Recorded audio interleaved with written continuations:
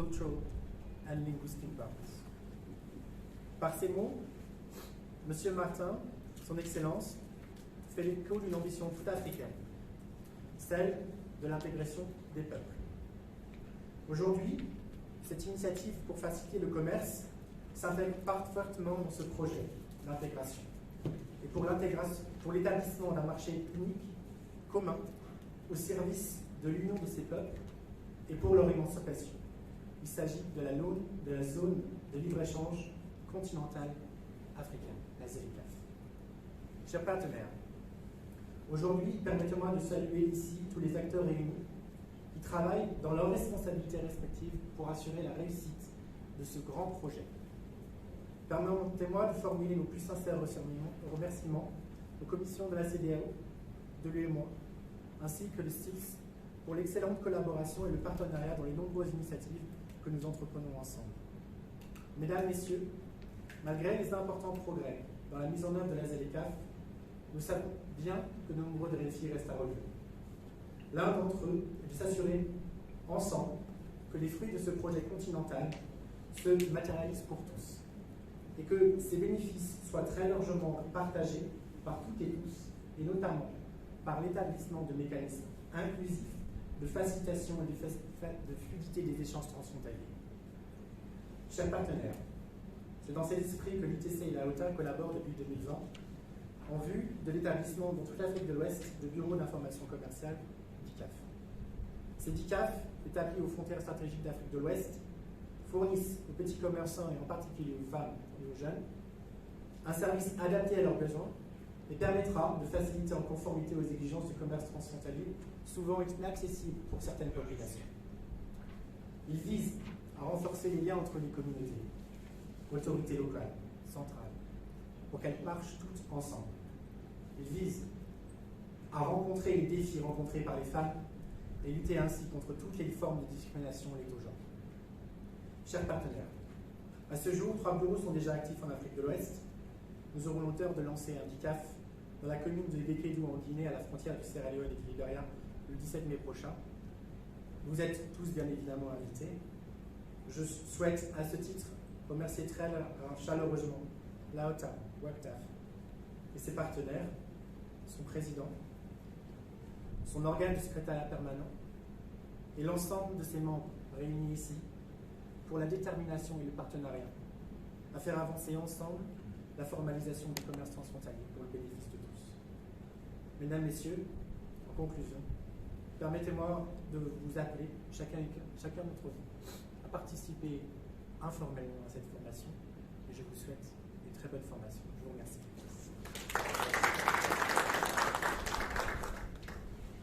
Merci, M. Timothée, représentant donc de l'ITC. Il faut dire que dans le choix des animateurs des DICAF, nous avons tenu compte donc du plurilinguisme pour les DICAF qui se trouvent à cheval entre deux frontières de pays qui ne parlent pas la même langue. Donc nous sommes arrivés à un groupe d'animateurs de DICAF finalement qui parlent tous le français. C'est pour ça d'ailleurs qu'on n'a pas eu besoin d'interprétation pour cet atelier. Tout le monde parle le français, même si ceux qui sont installés dans le niveau des frontières anglophones parlent aussi le français pour pouvoir assister l'ensemble des usagers dans toutes les directions. Donc sur ce, je voudrais donc, vous permettez, demander donc au représentant du commissaire du mois, le professeur Drago Anissé, conseiller technique, de prononcer donc son allocution.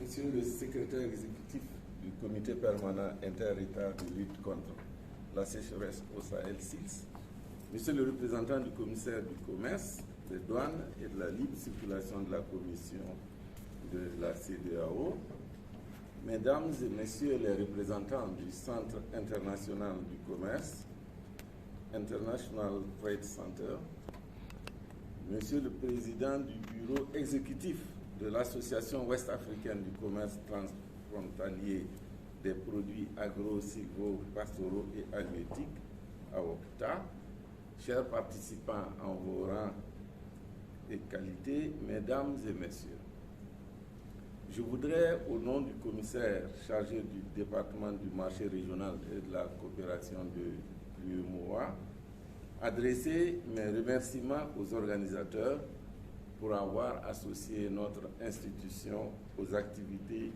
liées à la facilitation des échanges et en particulier à cet atelier de formation des animateurs des bureaux d'information commerciale et d'assistance aux frontières que l'on appelle BICAF.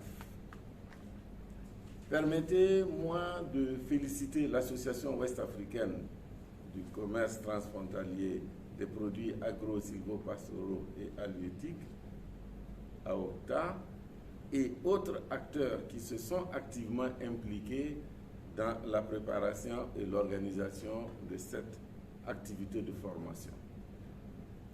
Nous sommes sensibles aux efforts que l'AOCTA engage pour adresser les difficultés rencontrées par les opérateurs, les tracasseries qui freinent le commerce transfrontalier et l'essor économique au sein des États membres de l'UEMOA. Permettez-moi aussi de magnifier la qualité de notre partenariat avec le Centre du commerce international qui organise cette formation. Je salue particulièrement l'approche de l'ITC, marquée par son caractère inclusif et qui permet de réunir aujourd'hui l'ensemble des acteurs pertinents autour de cette formation. Mesdames et Messieurs, la problématique de la libre circulation des personnes et des biens dans la région de l'Union économique et monétaire ouest-africaine, UEMOA, constitue un défi majeur à l'intégration politique et économique de notre sous-région. Le collège des commissaires de l'UEMOA, dirigé par le président Abdoulaye Diop, a retenu la libre circulation comme une priorité de son mandat, en synergie avec les initiatives au niveau de la commission de la CEDEAO. Comme vous le savez, en Afrique de l'Ouest, le transport routier supporte environ 80% des échanges extérieurs en transit à partir des ports et plus de 90% des échanges intra-régionaux des flux et rendant essentielle la fluidité des couloirs routiers dans l'espace communautaire. Les échanges transfrontaliers des produits agro-silvopastoraux et halieutiques participent à l'approvisionnement du marché régional, à la lutte contre l'insécurité alimentaire ainsi que la lutte contre la pauvreté. Du fait de son caractère souvent informel, la mesure, la quantification et la facilitation des échanges des produits agro-silvopastoraux et halieutiques au sein de la région, dans le contexte de la taxe préférentielle communautaire et de l'approfondissement du processus d'intégration, doivent se faire en s'appuyant sur les différentes organisations faîtières. Mesdames et Messieurs, l'une des forces de l'AOCTA est qu'elle regroupe les organisations socio-professionnelles privées des filières agricoles, bétail et halieutiques, qui maîtrisent mieux l'origine de leurs mots. La commission de l'UEMOA, en coopération avec ses États membres et autres partenaires, a pris de nombreuses initiatives afin d'accompagner les acteurs dans les défis rencontrés sur ces couloirs. On peut notamment citer les formations régionales organisées à leur intention, la mise en place du mécanisme d'alerte aux obstacles au commerce élargi à la CEDEAO et l'Observatoire des pratiques normales. Nos interventions ont permis également la mise en place de plusieurs postes juxtaposés aux frontières internes de l'UEMOA afin d'améliorer la qualité et la célérité des contrôles transfrontaliers entre nos États membres. Mesdames et messieurs, cette expérience basée sur les bonnes pratiques internationales fait l'objet d'une attention particulière de la Commission afin d'améliorer le dispositif existant et l'étendre pour faciliter la gestion de nos frontières communes.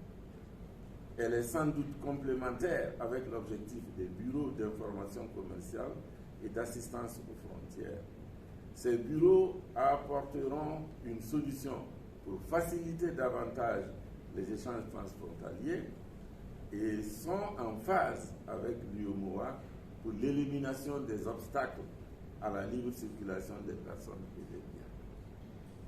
J'appelle tous les acteurs, organisations régionales et internationales, à collaborer davantage pour atteindre ces objectifs.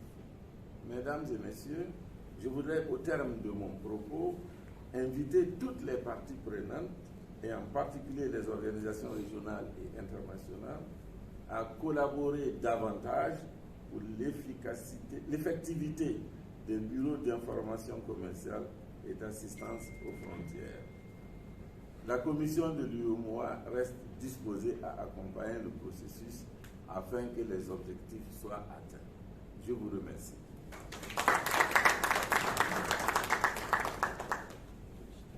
Merci, professeur Anissé Pedrago, conseiller technique du commissaire l'UEMOA, pour cette allocution.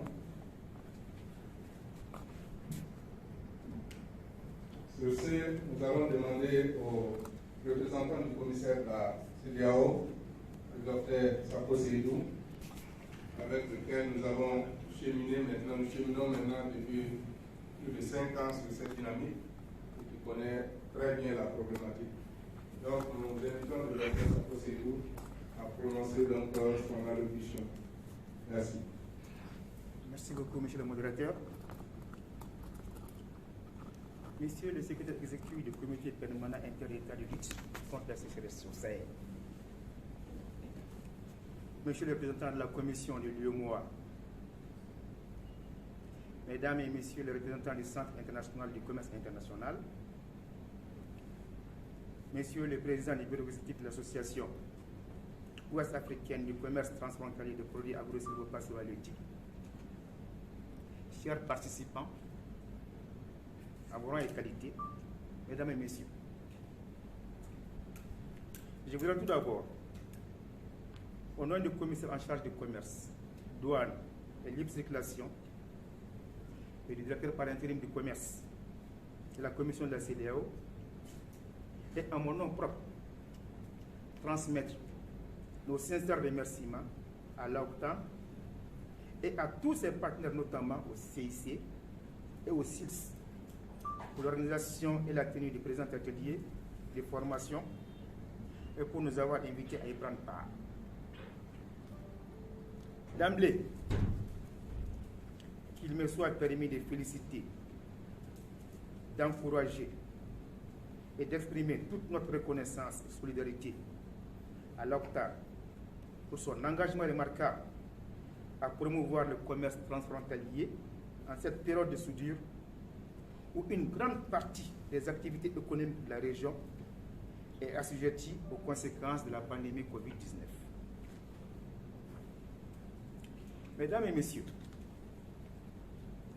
les dispositifs mis en place au niveau des frontières permettent à chaque État membre de prendre certaines précautions et mesures de surveillance qui rentrent dans leur rôle régalien en contrôlant ses frontières, entre autres par les douanes, la police des frontières, la gendarmerie, pour recouvrir les droits et taxes dus, lutter contre le terrorisme, les trafiquants, l'immigration clandestine, etc.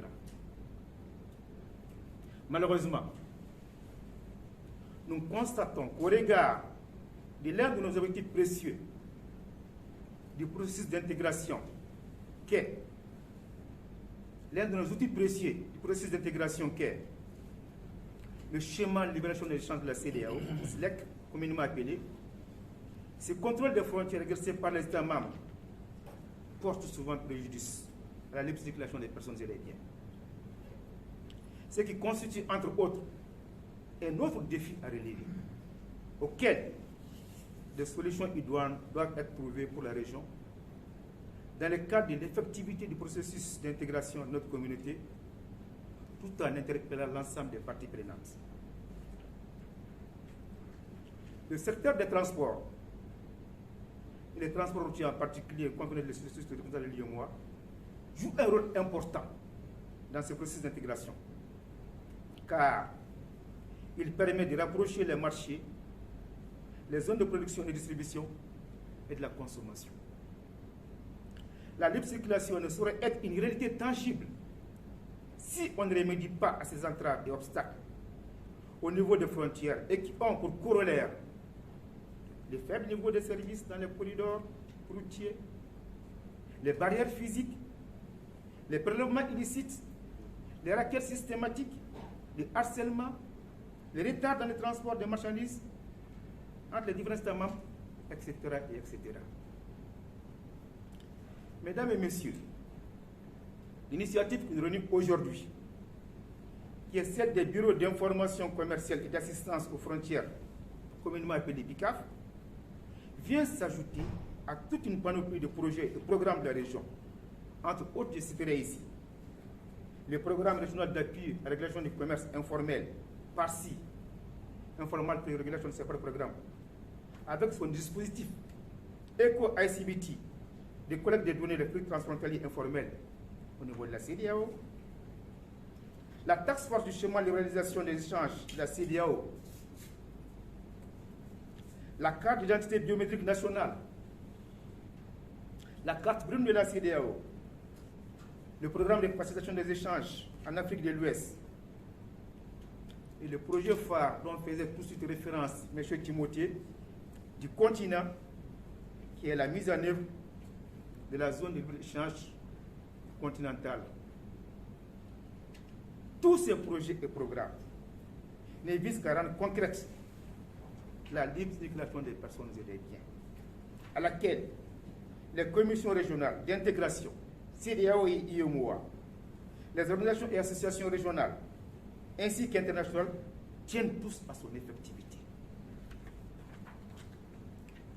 C'est pourquoi la mise en place des BICAF et leur opérationnalisation sont donc hautement salutaires au regard du rôle informationnel qu'ils auront à jouer face à toutes sortes de difficultés rencontrées, d'une part par les acteurs du commerce transfrontalier, les petits opérateurs économiques qui effectuent des expéditions de faible valeur le long des corridors régionaux, communément appelés les petits commerçants transfrontaliers ou détaillants, en leur proposant une assistance personnalisée. Et d'autre part, même aux acteurs de la police, des frontières et de la douane au niveau des frontières. C'est au regard de toutes ces fonctionnalités et attributions possibles dédiées au BICAF que nous réaffirmons notre plein soutien et notre accompagnement aux initiatives de ce grand projet.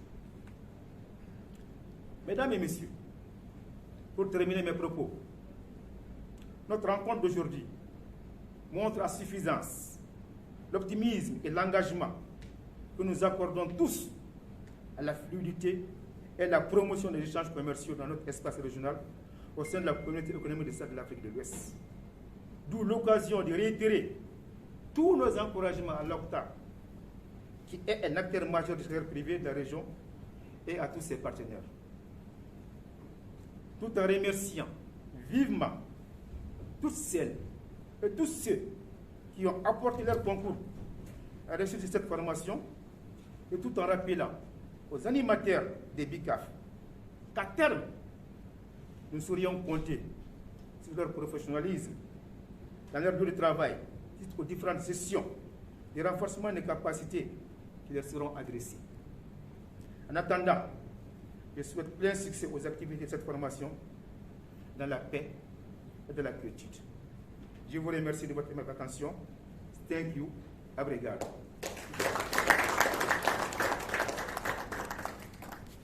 Merci au Dr Sapo-Seydou. Comme l'ensemble des intervenants l'ont rappelé, les objectifs de cet atelier de formation s'articulent autour donc, de ce que les BICAF devraient faire comme activité, à savoir l'information, la sensibilisation, la collecte de données et d'informations qui vont soutenir les plaidoyers, les initiatives de plaidoyer, mais surtout au niveau des BICAF, on attend donc des animateurs un appui concret, opérationnel aux acteurs. Sur ce, si vous permettez, monsieur le secrétaire exécutif, nous allons donc demander donc, de prononcer le discours d'ouverture du présent atelier. Monsieur le secrétaire. Merci, monsieur le modérateur. Monsieur le représentant du commissaire du commerce, des douanes et de la libre circulation de la CEDEAO, monsieur le conseiller technique commissaire de la Commission de l'Union en charge de la Commission de l'Union économique et monétaire ouest-africaine en charge du commerce, monsieur le représentant du Centre international du commerce, monsieur le président du bureau exécutif de l'Association ouest-africaine du commerce transfrontalier des produits agro-silvopastoraux et halieutiques, mesdames et messieurs les experts de la CEDEAO, de l'UEMOA, du CILC et de la OCTA, mesdames et messieurs les participants, chers invités, c'est pour moi un réel plaisir et un honneur de participer ce matin à la cérémonie d'ouverture de la formation des animateurs des bureaux d'information commerciale et d'assistance aux frontières initiée par la OCTA. Avant tout propos, je voudrais adresser toutes mes félicitations et encouragements au président du bureau exécutif de l'Association ouest-africaine du commerce transfrontalier des produits agro-silvopastoraux et halieutiques et à tous ses collaborateurs pour leur remarquable et admirable engagement dans la lutte pour la fluidité du commerce dans l'espace CEDEAO et au Sahel. Monsieur le Président, je suis dans le groupe WhatsApp et je suis régulièrement vos activités. Je sais combien, je connais bien votre engagement en faveur de la fluidité du commerce dans notre région. Mesdames et messieurs, la libre circulation des produits agricoles en général et spécifiquement les produits agroalimentaires en Afrique de l'Ouest constitue un défi majeur pour la région. Les différents constats ont conduit à plusieurs initiatives, dont la conférence Food Across Border organisée en 2013 à Accra avec le soutien de l'USAID dans le cadre des projets Agribusiness and Trade Promotion et Extended Agribusiness and Trade Promotion. Les recommandations issues de la conférence d'Accra ont suggéré une plus grande implication des organisations professionnelles à la sensibilisation et au lobbying pour une diminution, voire la suppression des entraves au commerce régional. La OCTA répond à cette recommandation dans la mesure où elle regroupe les organisations socio-professionnelles de la région et qui sont engagées au quotidien dans l'exercice du commerce transfrontalier. Au lendemain de sa création, le CILS, convaincu des nobles objectifs et visions qu'elle poursuit, n'a ménagé aucun effort pour l'accompagner et l'appuyer dans plusieurs domaines. La formation dédiée aux animateurs des BICAF qui nous réunissent ces jours vient à point nommé pour révéler les fruits de collaboration entre le CILS et la OCTA, notamment dans le cadre du projet Farm Track, où elle est chargée des activités terrain et même désignée comme cheville ouvrière du projet.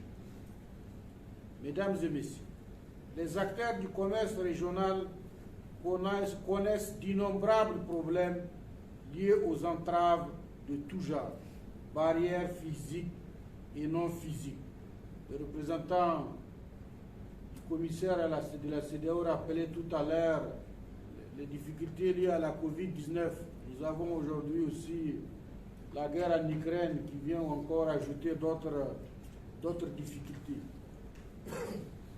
À cela s'ajoute évidemment le manque de professionnalisme de tant de transporteurs et commerçants des personnes et des biens à travers l'organisation de roadshows par le CILS et d'autres activités du CILS sur la gouvernance routière avec l'aide de l'USAID. Ceux qui m'ont précédé tout à l'heure ont également rappelé toutes les initiatives engagées par la CEDEAO et l'UEMOA pour rendre fluide le commerce régional. Les bureaux d'information commerciale et d'assistance aux frontières, communément appelés BICAF, sont une solution probante au problème des tracasseries douanières. Pour cela, je salue vivement l'organisation de cet atelier qui vise à rendre compétents les animateurs des BICAF afin d'atteindre les résultats escomptés. J'ai saisi cette occasion pour exprimer mes vifs remerciements et ma gratitude à la CEDEAO, à l'UEMOA, au FIDA, à l'ITC et aux autres partenaires techniques et financiers qui croient vivement à la destinée de la OCTA que nous comptons construire ensemble pour le bien-être des États et celui des populations. Vu l'importance capitale que nous accordons tous à la promotion du commerce transfrontalier dans l'espace CEDEAO et au Sahel d'une part, et les objectifs qui visent les bureaux d'information commerciale et d'assistance aux frontières d'autre part, je nous convie à prise d'engagement et d'implication aux activités du présent atelier. Sur ce, je déclare ouvert l'atelier de renforcement des capacités des agents du BICAF. Je vous remercie de votre aimable attention.